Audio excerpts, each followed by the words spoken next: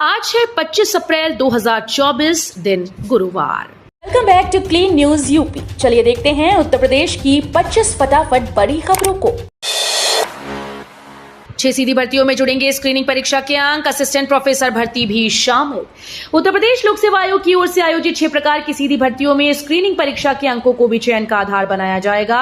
इसमें राजकीय महाविद्यालयों में असिस्टेंट प्रोफेसर भर्ती भी शामिल है। अब तक सीधी भर्तियों में स्क्रीनिंग परीक्षा केवल अभ्यर्थियों की छंटनी के लिए होती थी और इंटरव्यू में मिले अंकों के आधार पर चयन होता था। यूपीपीएससी ने बीते दिनों निर्णय लिया था कि जिन सीधी भर्तियों में स्क्रीनिंग परीक्षा होगी उनमें स्क्रीनिंग परीक्षा के 75% अंकों और इंटरव्यू के केवल 25 अंकों के आधार पर चयन परिणाम घोषित किया जाएगा। पुलिसकर्मियों की चैटिंग पर रोक, वीआईपी ड्यूटी के दौरान मोबाइल का ना करें इस्तेमाल, कमिश्नर ने कही ये बात। केंद्रीय गृह मंत्री अमित शाह और मुख्यमंत्री योगी आदित्यनाथ के शहर आगमन के मद्देनजर पुलिस आयुक्त मोहित अग्रवाल ने सुरक्षा और यातायात व्यवस्था का निरीक्षण किया। उन्होंने अफसरों से कहा कि वीआईपी ड्यूटी पर तैनात पुलिसकर्मी मोबाइल का तभी प्रयोग करें जब अति आवश्यक हो। ड्यूटी के दौरान मोबाइल से चैटिंग व अन्य काम पुलिसकर्मी न करें। यूपी के रेलवे स्टेशन से पटना और दिल्ली के लिए चलेंगी समर स्पेशल ट्रेन। रेल प्रशासन ने यात्रियों की दिक्कत को मद्देनजर रखते हुए पहली बार कानपुर सेंट्रल से पटना के लिए समर स्पेशल ट्रेन चलाने का फैसला किया। ये ट्रेन आज से 27 जून तक कानपुर सेंट्रल से साप्ताहिक चलेगी। ये ट्रेन हर बुधवार को कानपुर से तो हर गुरुवार को पटना से चलेगी। 04-112 स्पेशल 26 जून तक चलेगी। ये कानपुर से रात 20 बजे चलकर दूसरे दिन सुबह 8 बजे पटना पहुंचेगी। वहीं 04-111 स्पेशल हर गुरुवार पटना से आज 25 अप्रैल से 27 जून के बीच चलेगी। ये पटना से 10:15 बजे चलकर कानपुर सेंट्रल 10:30 बजे आएगी। जल्द खुलेंगे प्रथम वर्ष में पंजीकरण, इतिहास का पेपर सिलेबस से बाहर, छात्रों का हंगामा। चौधरी चरण सिंह विश्वविद्यालय कैंपस और संबद्ध कॉलेजेस में स्नातक प्रथम वर्ष में प्रवेश को पंजीकरण की शुरुआत जल्द होगी। विश्वविद्यालय अप्रैल के आखिर तक हर हाल में प्रवेश प्रक्रिया प्रारंभ करेगा। मई के दूसरे हफ्ते के अंत तक सीबीएसई आईएससी का रिजल्ट भी जारी होने की उम्मीद है। विश्वविद्यालय कैंपस में पहली बार सभी स्नातक कोर्स ऑनर्स में चलेंगे। सीएम योगी गरजे, शरिया कानून लागू करना चाहती है कांग्रेस, दूसरे चरण के लिए कल थम गया प्रचार। मुख्यमंत्री योगी आदित्यनाथ ने कहा कि कांग्रेस देश की कीमत पर सत्ता चाहती है, देश में शरिया कानून लागू करना चाहती है। इस पार्टी का इरादा देश के प्रति अच्छा नहीं। बुधवार को भाजपा मुख्यालय में प्रेस वार्ता के दौरान सीएम ने लोगों से अपील करते हुए कहा कि भाजपा को एक वोट का मतलब हर व्यक्ति की सुरक्षा की गारंटी। उत्तर प्रदेश में दूसरे चरण की 8 सीटों पर बुधवार की शाम को चुनाव प्रचार थम जाएगा। यूपी के जिलों में अगले 36 घंटे तक नहीं मिलेगी शराब, बंद रहेंगे ठेके और बियर बार। यूपी के दूसरे चरण का चुनाव प्रचार बुधवार शाम थम गया। इस चरण में पश्चिमी यूपी की 8 सीटों पर वोटिंग होगी। इसे लेकर अगले 36 घंटे तक के लिए शराब की दुकान और बियर बार बंद रहेगी। इन जिलों में अगले 2 दिन ड्राई डे जैसा माहौल रहेगा। गौतम बुद्ध नगर के जिला आबकारी अधिकारी सुबोध कुमार श्रीवास्तव ने बताया कि चुनावी क्षेत्र की सारी शराब की दुकानें बंद रहेंगी। गोरखपुर में इस वजह से विरोध के बीच रिंग रोड का काम रुका, 2 दिन का दिया मौका। स्थानीय लोगों के विरोध पर सहारा स्टेट के पास से शुरू हुआ रामगढ़ताल रिंग रोड की मिट्टी भराई का काम गोरखपुर विकास प्राधिकरण को रोकना पड़ा। कई काश्तकारों की ओर से रिंग रोड में आने वाली जमीन को खुद की जमीन बताने के दावे पर प्राधिकरण की टीम ने सभी को 2 दिन के भीतर अभिलेख प्रस्तुत करने का निर्देश दिया है। चुनाव के चलते नोएडा में बदला रहेगा ट्रैफिक, इन सड़कों पर एंट्री रहेगी बैन। आगामी लोकसभा चुनाव के मद्देनजर फेज 2 स्थित स्ट्रांग रूम के आसपास ट्रैफिक डायवर्जन लागू किया जाएगा। डीसीपी ट्रैफिक अनिल यादव का कहना है कि फेज 2 फूल मंडी से 25 अप्रैल को पोलिंग पार्टीज वाहनों से रवाना होंगी। 26 अप्रैल को मतदान के उपरांत पोलिंग पार्टी द्वारा ईवीएम फूल मंडी में जमा की जाएगी। सुचारू यातायात व्यवस्था उपलब्ध कराए जाने के लिए फूल मंडी के आसपास के मुख्य और आंतरिक मार्गों पर डायवर्जन किया जाएगा। लखनऊ में 25 से 27 तक भीषण गर्मी की चेतावनी, तापमान बढ़ेगा। सुबह से तीखी धूप से बेहाल हो रहे हैं। दिन चढ़ाने के साथ साथ लोगों का गर्मी से बुरा हाल है। अभी राहत के आसार भी नहीं दिख रहे। मौसम विभाग ने लखनऊ के लिए आज 25 से 27 अप्रैल तक भीषण गर्मी की चेतावनी जारी की। इस दौरान गर्म हवा चलेगी, साथ ही धूप की तपिश तापमान बढ़ाएगी। मौसम में बदलाव की वजह से ऐसी स्थिति बन रही है। रेलवे की बड़ी पहल, जनरल कोच के यात्रियों को 20 रुपए में मिलेगा भोजन, आईआरसीटीसी भी साथ। पहली बार जनरल कोच के रेल यात्रियों को प्लेटफॉर्म पर 20 रुपए में पूरी सब्जी और 50 रुपए में किफायती भोजन के पैकेट्स मिलेंगे। गर्मी की छुट्टियों को लेकर ट्रेन में बढ़ती भीड़ के मद्देनजर रेलवे ने अस्थायी खाने के काउंटर खोले। यात्रियों के लिए ट्रेन के 2 मिनट के ठहराव में खाने के लिए जनरल कोच से बाहर निकलना मुश्किल होता है।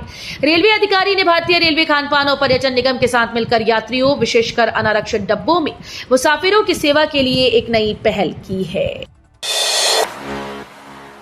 अमेठी से राहुल, रायबरेली से प्रियंका का चुनाव लड़ना तय। अमेठी से राहुल गांधी और रायबरेली से प्रियंका गांधी का चुनाव लड़ना तय है। कांग्रेस ने इन दिनों दोनों सीटों पर इंटरनल सर्वे कराया। इसकी रिपोर्ट के आधार पर तय हुआ कि दोनों सीटों पर गांधी परिवार से प्रत्याशी उतारा जाएगा। प्रियंका अगर रायबरेली से उतरती हैं तो ये उनका पहला चुनाव होगा। वाराणसी में अमित शाह ने भरी हुंकार, कार्यकर्ताओं को दी पीएम की प्रचंड जीत की जिम्मेदारी। केंद्रीय गृह मंत्री अमित शाह बुधवार की शाम काशी पहुंचे। इस दौरान बाबतपुर एयरपोर्ट से तुलसी उद्यान के बीच जगह जगह पुष्प वर्षा हुई। अमित शाह के दौरे को लेकर भाजपा कार्यकर्ताओं में काफी उत्साह देखने को मिला। केंद्रीय गृह मंत्री अमित शाह ने कहा कि पीएम मोदी की लोकप्रियता 542 सांसदों में सबसे बेहतर है, किसी से उनका मुकाबला नहीं। शहर में घर बनाने का आपका सपना होगा पूरा, नए बदलाव के साथ केंद्र सरकार लाई स्कीम। सरकार शहरी गरीबों के लिए प्रधानमंत्री आवास योजना के तहत आवास लोन सब्सिडी का दायरा और साइज बढ़ाने पर काम कर रही है। सूत्रों के अनुसार इस योजना में सैलरी पर काम करने वाले ब्लू कॉलर वर्कर्स के अलावा शहरों में खुद का रोजगार संभाल रहे व्यक्तियों, दुकानदारों, ट्रेडर्स, प्रोफेशनल्स सहित अन्य लोगों का शामिल करने का प्रस्ताव है। फेडरेशन कप सीनियर कुश्ती का आगाज। फेडरेशन कप कुश्ती प्रतियोगिता के आगाज के साथ ही बुधवार को खेलों की दुनिया में काशी का नाम एक बार फिर से राष्ट्रीय और अंतर्राष्ट्रीय स्तर पर सुर्खियों में है। यूपी कुश्ती संघ की मेजबानी में यहां बीएचयू के एम्फी थिएटर मैदान स्थित इंडोर स्टेडियम में बुधवार से शुरू हुई प्रतियोगिता में देश भर के 500 पहलवान जोर आजमाइश करेंगे। नोएडा में इस खंबे ने 5 दिन में 1200 वाहनों का किया चालान। देश की राजधानी दिल्ली से सटे नोएडा में यातायात नियमों का जमकर उल्लंघन होता रहता है। आए दिन यहां ओवर स्पीड, ओवरटेकिंग और बगैर हेलमेट के चलने वालों पर कार्रवाई होती रहती है। अब ऐसे लोगों का चालान करने के लिए यातायात पुलिस अत्याधुनिक तकनीक लेकर आई। नोएडा में देश का पहला रडार आधारित ऑटोमेटिक ट्रैफिक डिटेक्टर लगाया गया। ये खंबे जैसा उपकरण है जो रात में 100% वाहनों के नंबर प्लेट पढ़ सकता है। पिछले 5 दिनों में इसने 1200 वाहनों को यातायात उल्लंघन करते हुए पकड़ा है। एनएचएआई दे सकती है फास्टैग, केवाईसी का एक और मौका, बढ़ेगी समय सीमा। भारतीय राष्ट्रीय राजमार्ग प्राधिकरण फास्टैग के लिए अपनी केवाईसी अनुपालन की समय सीमा बढ़ा सकता है। हाल ही में एनएचएआई ने दक्षता को बढ़ावा देने के लिए वन व्हीकल और वन फास्टैग की पहल शुरू की। इस पहल से टोल संचालन की प्रक्रिया को निर्बाध बनाया जाना ही लक्ष्य है। विश्वसनीय मीडिया सूत्रों की रिपोर्ट के मुताबिक एनएचएआई अब फास्टैग केवाईसी के अनुपालन की समय सीमा में बढ़ोतरी का विचार कर रही है। भीषण गर्मी में लखनऊ के इस पार्क में मिलेगा ठंडक का एहसास, फैमिली के साथ बिताएं खास पल। लखनऊ का कालिंदी वन पार्क एक ऐसा स्थल है जहां हर उम्र के लोगों के लिए कुछ न कुछ खास है। शहर के व्यस्त जीवन से थोड़ी दूर ये पार्क एक शांतिपूर्ण और मनोरंजक वातावरण प्रदान करता है, जो खासकर बच्चों और परिवारों के लिए आकर्षण का केंद्र है। इस पार्क की सबसे बड़ी खासियत इसका आधुनिक और नवीनीकृत डिजाइन है, जो इसे लखनऊ के अन्य पार्कों से अलग बनाता है। राहुल गांधी के बाद सैम पित्रोदा बोले, अमेरिका में तो मरने के बाद सरकार के पास जाती है आधी दौलत। राहुल गांधी ने पिछले दिनों देश में संस्थागत और आर्थिक सर्वे कराने और संपत्ति के पुनर्वितरण की बात कही थी। इसे लेकर पीएम नरेंद्र मोदी ने तीखा हमला बोला था और कहा था कि कांग्रेस देश के लोगों की संपत्ति लूटना चाहती है। ये विवाद अभी थमा भी नहीं था कि कांग्रेस के नेता सैम पित्रोदा का बयान नया बवाल खड़ा कर सकता है। अमेरिका में बोलते हुए ओवरसीज कांग्रेस के चेयरमैन सैम पित्रोदा ने कहा कि अमेरिका में विरासत पर टैक्स लगता है। यदि किसी के पास $100 मिलियन की संपत्ति है और वो मर जाता है तो उसकी 45% संपदा ही बच्चों को मिलती है। ग्रेटर नोएडा में राजनाथ सिंह। रक्षा मंत्री भाजपा प्रत्याशी सांसद डॉक्टर महेश शर्मा के समर्थन में दादरी क्षेत्र के बिसाहड़ा गांव में आयोजित जनसभा को संबोधित कर रहे थे। राजनाथ सिंह ने कहा कि उत्तर प्रदेश की गणना कभी गरीब राज्यों में होती थी, लेकिन डबल इंजन की सरकार में करिश्मा हुआ। कुछ वर्षों में यूपी विश्व स्तर पर पहुंच गया। रक्षा मंत्री ने कहा कि भाजपा के कहने और करने में अंतर नहीं है। घोषणा पत्र उठाकर देख लो, सभी वायदे पूरे किए। धारा 370 को समाप्त किया गया। अयोध्या में भव्य मंदिर बना, प्राण प्रतिष्ठा करवाई गई। मौसम विभाग की लू की चेतावनी। यूपी के इस जिले में बदला स्कूल का समय, अब इतने बजे होगी छुट्टी। अब जिले के सभी स्कूल सुबह 7 से दोपहर 12:30 बजे तक संचालित किए जाएंगे। डीएम ने बढ़ते तापमान, गर्मी और लू को देखते हुए जिले के सभी बोर्ड के स्कूल्स को समय परिवर्तित कर आज से कक्षाएं सुबह 7 से दोपहर 12:30 बजे तक संचालित करने के निर्देश दिए। दोबारा नहीं होगा ऐसा, हम माफी मांगते हैं। सुप्रीम कोर्ट से फटकार के बाद बाबा रामदेव ने फिर एज देकर बोला सॉरी। योग गुरु बाबा रामदेव ने एक बार फिर से सार्वजनिक रूप से माफी मांग ली है। उन्होंने पतंजलि आयुर्वेद से जुड़े भ्रामक विज्ञापनों को लेकर लिखा कि वे दोबारा माफी मांग रहे हैं। हालांकि ये पहली बार नहीं जब पतंजलि की तरफ से माफी मांगी गई। मंगलवार को भी इस तरह का माफीनामा सामने आया था, लेकिन सुप्रीम कोर्ट ने इस पर आपत्ति जता दी। वकीलों की रजिस्ट्रेशन फीस 600 रुपए से ज्यादा न हो। सुप्रीम कोर्ट ने कहा कि देश भर में लॉ ग्रेजुएट्स के लिए एडवोकेट के तौर पर रजिस्ट्रेशन कराने की फीस 600 रुपए से ज्यादा नहीं होनी चाहिए। सुप्रीम कोर्ट ने ये बात एक याचिका की सुनवाई के दौरान कही, जिसमें कहा गया कि राज्यों की बार काउंसिल वकीलों के रजिस्ट्रेशन के लिए बेतहाशा फीस चार्ज करती है। सुप्रीम कोर्ट ने ऐसी 10 याचिकाओं पर फैसला रिजर्व कर लिया है। अब भारतीयों के लिए BHA कोड से बनेंगे फुटवियर। फुटवियर कंपनीज अब भारतीयों के पैरों के हिसाब से फुटवियर बनाएगी। इसके लिए BHA यानी भारत कोड इस्तेमाल होगा। अब यूरोप और अमेरिका लोगों के पैरों के हिसाब से फुटवियर तैयार होते हैं, लेकिन भारतीयों के पैर ज्यादा चौड़े होते हैं। ऑनलाइन मंगाए गए 50% फुटवियर साइज प्रॉब्लम की वजह से रिटर्न हो रहे हैं। ऐसे में कंपनीज 2025 तक BHA कोड से फुटवियर बनाएगी। हालांकि अभी इसे BIS से मान्यता मिलना बाकी है।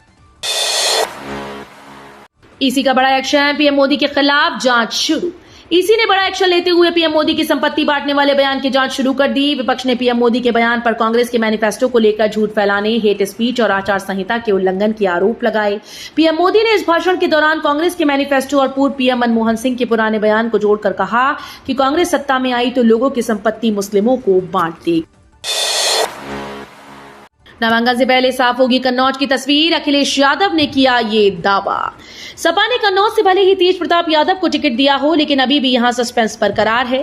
बुधवार को ताखा में सभा करने पहुंचे पूर्व मुख्यमंत्री अखिलेश यादव ने पत्रकारों के सवालों पर कहा कि नामांकन से पहले कन्नौज की तस्वीर साफ हो जाएगी। दावा किया कि यहां ऐतिहासिक जीत होने वाली है। जसवंत नगर विधानसभा के ताखा में जनसभा को करने आए सपा राष्ट्रीय अध्यक्ष अखिलेश यादव ने मीडिया से बात करते हुए कहा कि नामांकन से पहले आप लोगों को बता दिया जाएगा कि कन्नौज से कौन चुनाव लड़ेगा। तो ये थी आज की 25 फटाफट बड़ी खबरें। अगर आपको न्यूज पसंद आई हो तो वीडियो को लाइक और शेयर जरूर करें। धन्यवाद।